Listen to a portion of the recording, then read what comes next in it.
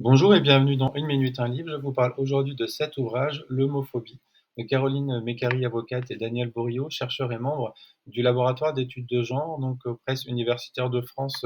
Alors moi j'ai la version 2019, c'est la troisième édition, mais vous avez également la version 2025. Voilà, donc toujours dans la collection Que sais-je.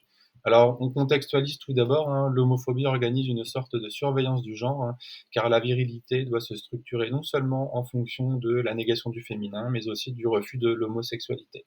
Donc ce qui est finalement, hein, potentiellement reproché aux garçons, aux hommes, est finalement construit, entretenu et renforcé par les rôles de genre. Un garçon peut-il s'engager pour l'égalité des genres sans être sanctionné par ses pairs?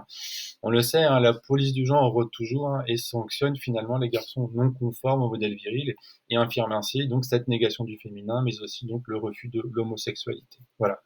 Alors l'homophobie, hein, fait souvent l'objet d'une définition restrictive.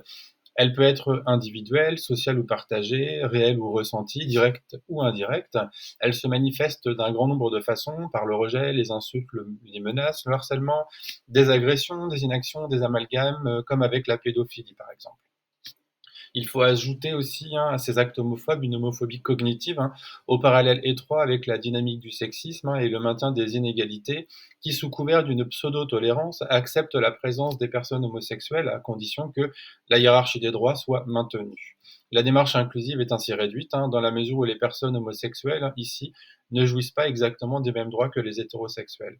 Alors on retrouve ici donc ces principes du sexisme, et par ailleurs, hein, alimentant les propos homophobes et la doctrine hétérosexiste, hein, le discours s'oriente parfois vers une recherche des causes génétiques de l'homosexualité, préjugés supposant l'existence d'une sexualité normale, hein, et non les causes de l'homophobie. Donc ajoutons également, hein, l'homophobie intériorisée, hein, qui finalement, par le rejet de son orientation sexuelle, hein, pousse les personnes à adopter des comportements homophobes.